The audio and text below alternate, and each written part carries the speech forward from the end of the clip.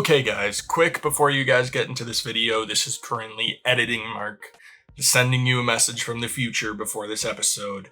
I just want to let you guys know that the first 6 or 7 minutes of this video, for some reason, it became like super laggy. Well, not super laggy, but for the first like 7 or so minutes, this video, you'll notice it's a bit choppy. I don't know if it was from the camera or from like importing.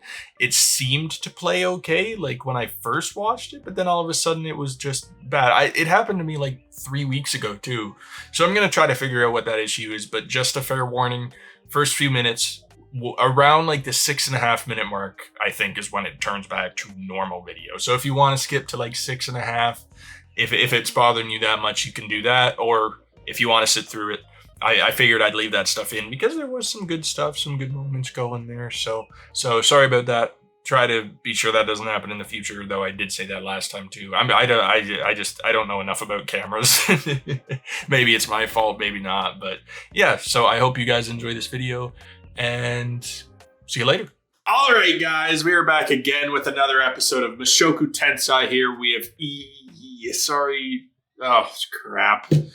Man, I was feeling good about that intro too. All right, guys, we are back again with another episode of Mushoku Tensei. We have episode 2 of Core 2, episode 13. Let's go with that. Episode 13 of season 1. It's just easier to get rid of the part 2. Rudy was dealing with the whole finance situation and he was going to sell his staff, but then Rudy was like, hell no. And it was just kind of a nice little moment between Rudy and Rudy. You know, they keep having those, man. Like, I thought they had a lot of emotional moments like 2 episodes ago. I guess that would have been the finale for Core 1 or whatever. But then last episode, it was still like, nah, man, like, we're together, right? Like, we're in this together. Get that into your head. So, yeah, no, I enjoyed it. And I do just want to add quickly, because it has been brought to my attention that the one character, I already forget his name, like the pink horned dude. I was referring to him as a her. That's just what I thought, right? Like they had a voice that could have gone either way. They very much looked a little bit feminine. I think they had kind of the like shoulder length hair. Anyway, like I'm not trying to, I am kind of trying to defend myself, but I'm just saying, like, I'm sorry I was getting that wrong. I've only learned this like yesterday that's actually a dude, but it's too late. Can't go back now to fix it. So yeah. Sorry. Any fans of that character, I apologize, but maybe we'll see him and I'll be able to actually refer to them as him this time and, you know, kind of bring that respect. So anyway, that's enough of that. We're just going to hop right into this episode and see what happens. So let's go.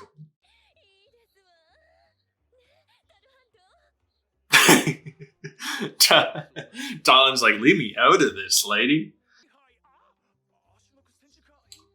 They're so tiny. Ooh, you really want to get on her bad side, man? She just said, King class. Oh. Yeah. Okay, I don't know.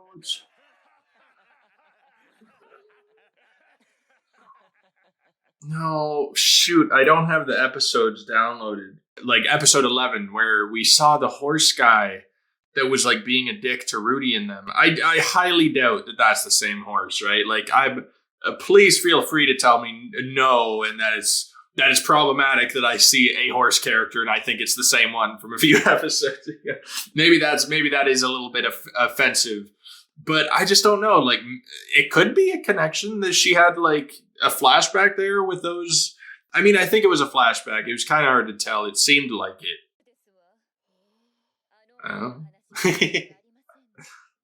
Everybody. Yeah, that man's trash. Never thought that man would ever be able to have a family.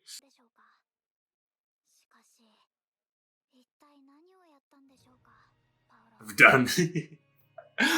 That is a good question because I have kind of just been going with the flow. Like ever since the whole cheating thing, it's been tough to take Paul seriously in any aspect, and you kind of automatically agree with people when they're like, oh no, Paul's scum. Like you don't even question it. It's like, yeah, he is scum. Yeah, I agree. You got a good point. But no, like I think maybe there's actually a reason. Like it could be just because he's a perverted piece of crap. Maybe it's as simple as that. But I don't know, maybe we'll learn that he actually did something far worse, and it'll be even tougher to see that man as like a person. I do respect Paul, like as much as people call him scum. I do just want to put it across that I respect him because he is putting in the work to be better. That is something that I don't think I've talked about. I've only mentioned in comments when like other people are talking about it. I like Paul. I do. Like it's kind of worn off, the whole cheating hate that I had for him, or the cheating disdain, I guess. I wouldn't call it hate. He is scum. He's a piece of garbage, but he is a piece of garbage that's actively trying to do the right thing. I think that's how one of you put it. He knows he's bad. He 100% does, but he doesn't just kind of go with that flow, right? He doesn't just say, oh, well, I'm bad, so I'll just keep being bad. I'll keep being scum. He's trying to be a good example for Rudy and his other kids, of course. And a good husband, right? Even though that one he failed at pretty spectacularly. What? What happened? Did she see Ruizard? Maybe. Whoa. Damn, she is very forward. And she's not shy whatsoever. Doing it straight up in front of everybody. I'm 100% positive that those were the noises Rudy heard last episode. He heard them coming from the bedroom window.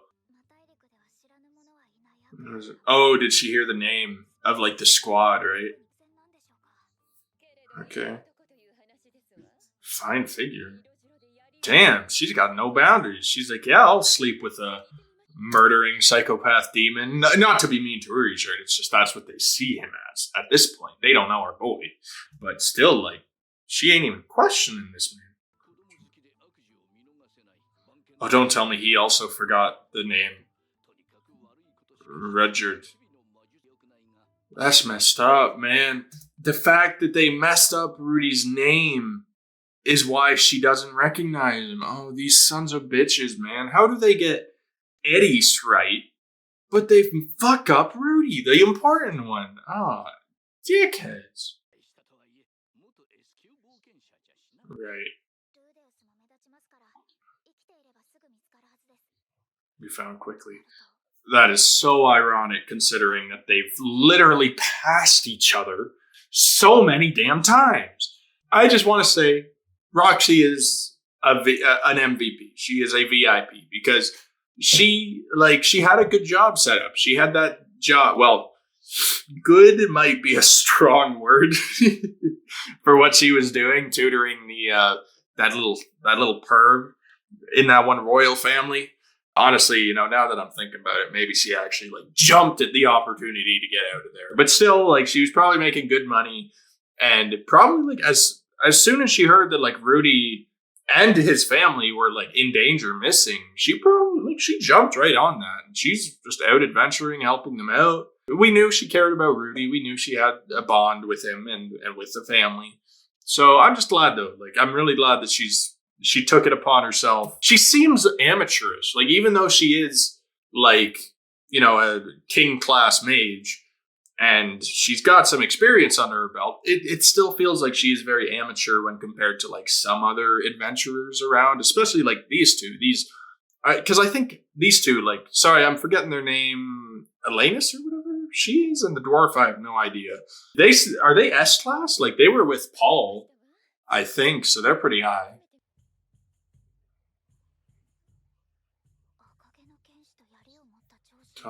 Oh, she gonna say, oh my god, dead end. Okay, so she must know nothing about Eddie's then, because her family would be looking for her too, right? So they must not have posted anything, or she just didn't give a shit. She saw that poster and she's like, where's the Rudy stuff? I forget. I know they mentioned something about Eddie's family. I don't know if they got wiped out or if their house just got destroyed and they're fine. I'm not sure what the extent was. I forget. Gotta feel kind of bad for her though, because they really haven't focused on her family missing her too much. They haven't written her. They haven't done anything.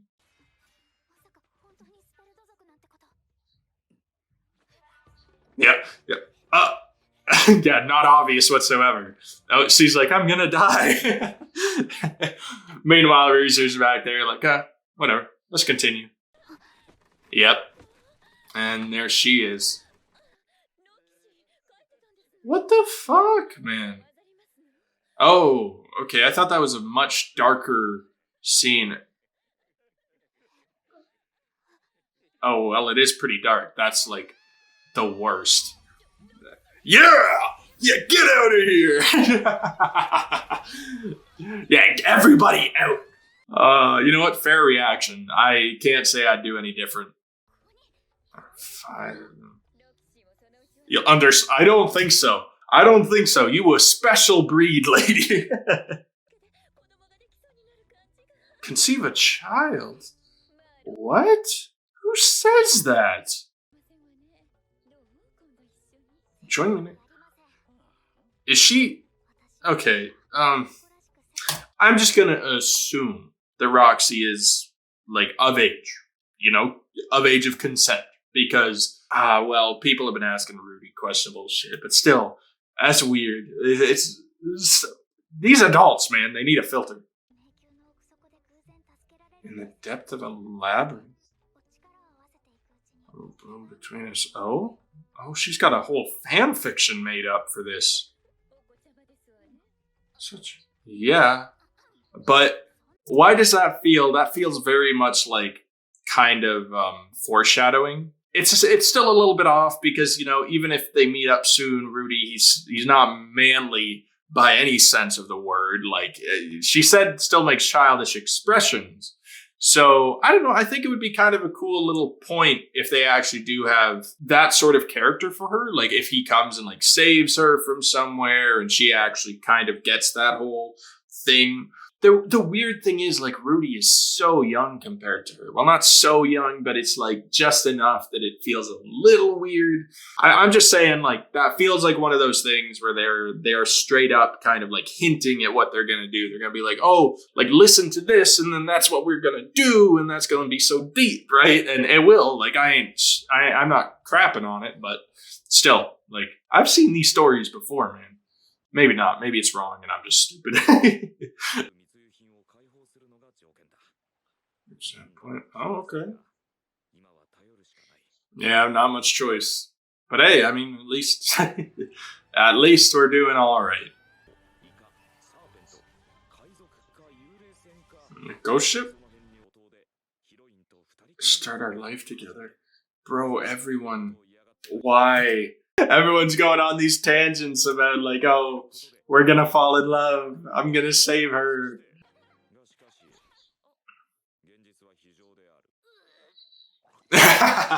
Seasick. Yeah, it's actually like the most boring thing, the most nonchalant. These guys do this for years and years. There's no such thing as ghost pirates, krakens, anything like that.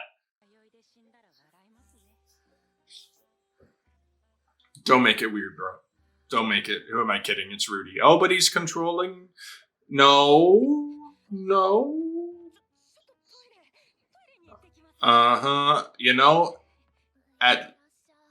Okay. See, I'm gonna give him that. He didn't do anything so bad. Like, honestly, in that sort of predicament, a kid his age, yeah. He's at least getting to like a normal extent of pervertedness, right? He at least can cover it. Yeah, you feel better, buddy? I hope. Smell funny, huh? Bro, what, you didn't clean at all? Like, Jesus, bro.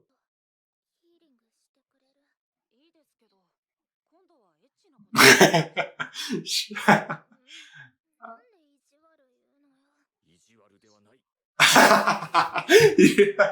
He's like, I ain't joking. I won't tell you that, but yeah, I need some payment. Oh well.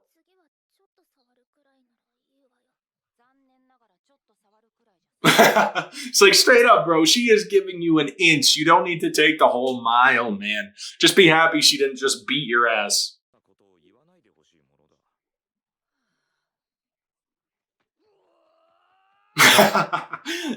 Well, Okay, then. Ben was so revved up. Oh. Yeah. What? Damn!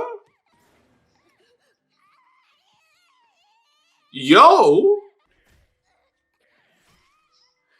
Are you serious right now? We just gonna have to watch that shit?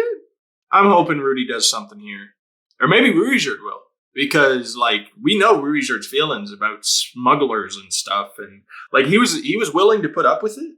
But after hearing all this, after hearing these noises and shit, he might go crazy. And I kinda hope he does. Like, at least on that dude that was beating her ass. Yeah, exactly. Was killed? Wow, these guys are scum, dude. I mean, I knew that, but straight up, they actually killed one just for crying. Okay, yeah, these guys, man, get some manners. You know what? We gonna teach you what happens to guys that don't have manners, boy. It's a trope or a cliche, whatever it would be called, that a lot of anime or media in general deal with, right? Where like someone kills, where Rudy he's struggling with the idea of killing people. A lot of shows do that. That's nothing new.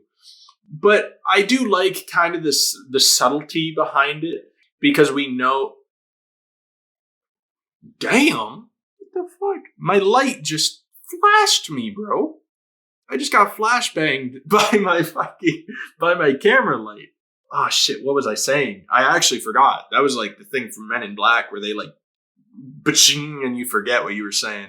No, Rudy, when he's talking about killing people and he's obviously struggling with the idea, the actual like mental effect it has, and I'm really glad that they're not just they didn't just throw it into like one episode and be like, okay, that's enough. He's still like, I don't think he's killed anybody yet himself, but he has seen people get killed and he still struggles with it. Oh yeah, the reputation. I keep forgetting about it. Yeah. You don't have to get it. Yeah. It's still though, it's like, yeah, he's like, if I just let you do the killing, it's just not gonna help you whatsoever. I don't know. I don't know how I feel about either option, right? Oh, he's like, okay, I don't need your help anyway. Or is he saying sorry to the people? Oh, like, yeah, sorry, but you're dead. Damn, man's got the buzz cut. It's like, yeah, you're done. Is he slowly? Yo!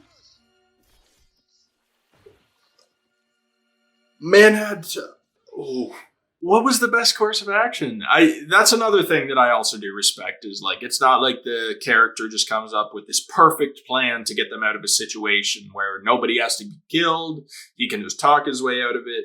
That's not realistic. Like throw any normal old Joe into this situation and they are not talking their way out of it.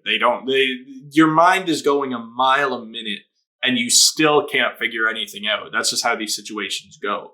I guess this was the best course of action they could have taken. Like, Rudy, he couldn't have killed all these guys. He would have been distracted just thinking about how he just murdered, like, his first It was the first murder he ever committed, and then he'd have, like, 6 other dudes coming at him when he's in that mindset. I don't think he'd have been that good. Ruijerd, at least, he's done it before. The only real con is that it is brutal murder. Like, that's kind of a bad thing, but these guys are trash, so it kind of depends on your mindset. And also that it ruins his reputation more. It doesn't help his reputation, at least. But, if he is like taking out some scum, then maybe it's not so bad. I don't know. Bro, you got a job to do, man. Relax. Yeah. She's like, yo, you smell funny. You got some weird ass hormones on you, boy. Yo, he even shaved his head. Damn, man made such quick work of them that he's like, okay, bathroom break, gotta shave. Holy crap, Reezer. Yeah. Oh, is he gonna carry the body, though? Yeah. I was gonna say, we can't just leave her here, right? Attaboy, Reezer.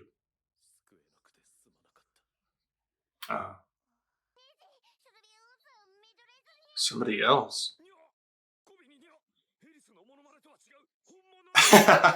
He's like, oh no, my one weakness.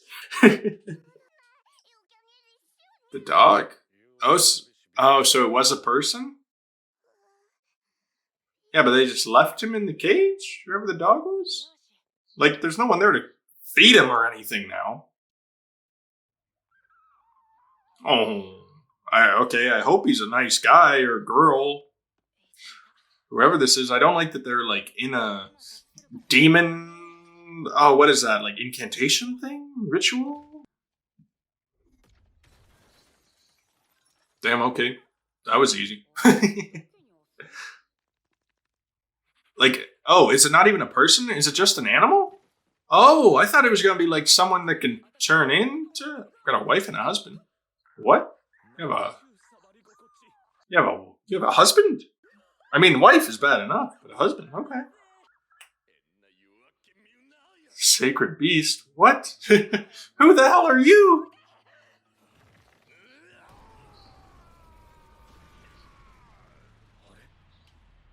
What? What is going on? I'm literally, I'm helping you. One of the smugglers, you idiot. Well, can't say anything about that. That's true.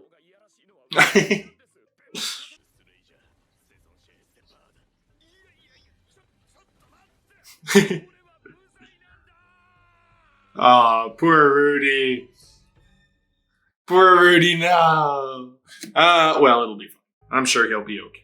Yeah, all right. No, that was good. That was a good episode. It seemed a little bit more, I don't want to say slow, I guess, but it was like, it was interesting with the different like Roxy perspective as well. And it had like a good like Rudy moment with the whole not wanting to kill people, but also wanting to help, you know, Rudy's reputation.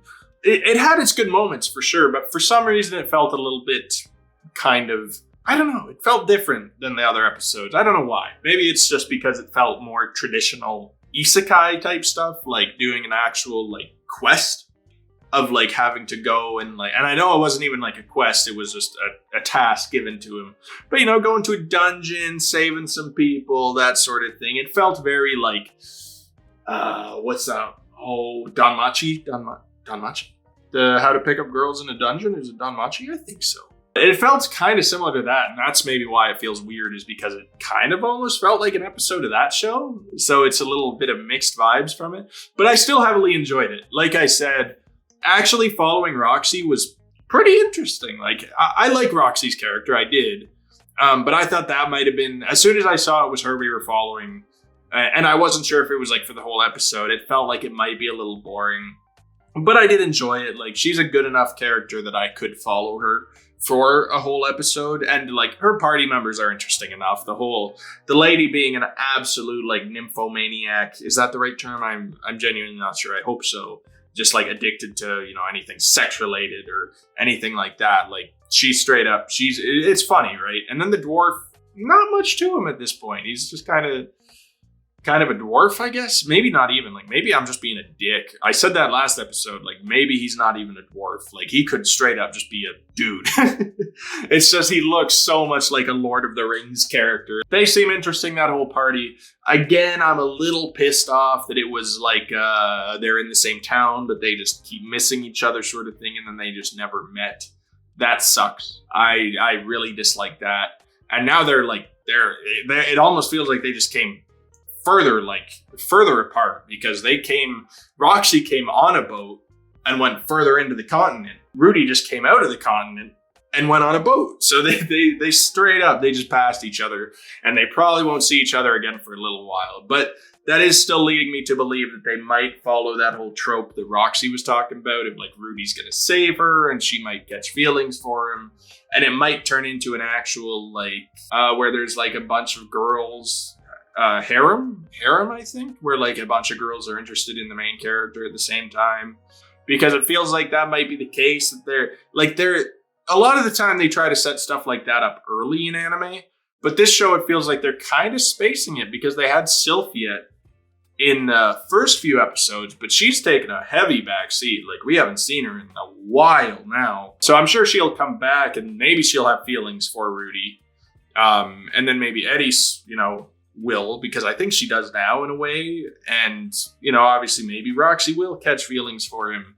Or maybe not, because this show is kind of more on like the realistic part, and maybe it'll be like, no, like all these girls aren't going to be crushing for this one dude that's perverted to them half the time. But I don't know, they could go either way, and I wouldn't be too surprised. Like I said, Roxy moments were good. Rudy, that was one of the most real feeling like predicaments, like decision-making scenes that I've seen in a while. Because in these shows, they try to make these main characters so like OP and so intelligent that they can like talk their way out or think their way out of any situation, and there won't be like any repercussions to it. And if there is repercussions, it's something that happens like immediately, and they immediately think bad about themselves. And Rudy was doing that, but it's also he kind of realizes like there is no easy way out of this situation. It was either he tried to fight them off or Rudy fought them off. Like if they wanted to save those girls, there was nothing in between them. And even if he had decided to fight them himself, we already saw that Rudy broke out of those ropes by himself. Like, he didn't even need Rudy's help. So he probably would have taken over anyway. So like maybe there wasn't even much of a choice to it at that point. Like, because Rudy was saying like, no, your hands are for protecting Eddie, so let me get my hands dirty. It could have been that he would have just gotten in the way and said, no, I'm killing him. He would have killed him so quick. Either way, I really respect that they give Rudy these like realistic moral dilemmas.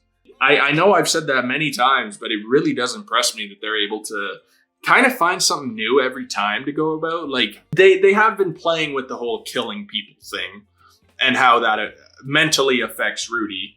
When other people kill people like around him and he asks them not to do it. But when it's personally him that has to kill them, that's new. So that's why I liked seeing that. And his we were able to see the whole debate in his head about it. And it just felt very realistic. Like how it would actually kind of go if a real person were thrown into that situation. Like, would you be able to make a decision? No. Like, it kind of seemed, and I don't know, he did, I guess, because he didn't stop Rudy, he didn't tell him to stop. So he did decide to let Rudy do it, but it didn't feel like much of a decision on Rudy's part. It felt very like he kind of almost had to just give up and just let it play its course sort of thing. It was just good. It was a nice, well, not a nice moment, but it was, I don't know. It just felt so like real. Like, God, I need to find another word for that, because I repeat that word so many times during the outros of these videos, during these conversations, that it's just, even I'm getting annoyed with how much I say that word. Realistic, realism. But anyway, the whole, like, I guess we're going to a beast person village now, I guess. Like, hopefully Rudy can stop being paralyzed or whatever and kind of explain the situation. Because I kind of feel bad for that one dude, the older dude, who it seems like he was going after, like, Rudy and those 5 children. Like, I'm hoping they can at least talk about it and that they don't immediately start fighting. I don't know if he would win against Rudy. Like, maybe, like that, I don't know, he's an old beast person. Like, maybe he's got some good fighting skills to him. Like, they seem like a very, like, tribal sort of thing, the beast people, at least these ones, like, considering the outfits they're wearing. So that makes me think that, like, they would make the leader someone more respected. So he can probably hold his own, whoever that beast guy is. And maybe he can even fight off Rudy. But still, like, I hope that this kind of gets settled without them being like, oh, it's a super, let's attack him because he has the children, even though he's protecting them. But either way, it's going to be exciting. I'm sure it's going to be an interesting time. So yeah, like, that's kind of it. I don't know what else to talk about. Like, Eddie's, I guess she's just asleep. He's working off that seasickness. So we might not see her next episode either, or maybe she'll return. But she got the back seat, which is fine. They kind of focused on Roxy this episode and only got room for 1 female character, right? We can't fit 2. Anyway, I think I'm gonna end the video off there. So yeah, if there's anything I missed, be sure to let me know in the comments down below. Just anything you want to hear my thoughts on, or anything I might have missed during the episode, and you can just let me know. Just no spoilers, obviously. And you guys can like and subscribe to the channel. Just, helps to support me a bit. And also, speaking of supporting me, you can check out the Patreon in the description if you want to. gives you early access to the videos, and it just helps to support my channel a little bit more, and it is highly appreciated for me. So yeah, that's it. So I hope you all have a wonderful rest of your day, and I'll talk to you all later. Peace.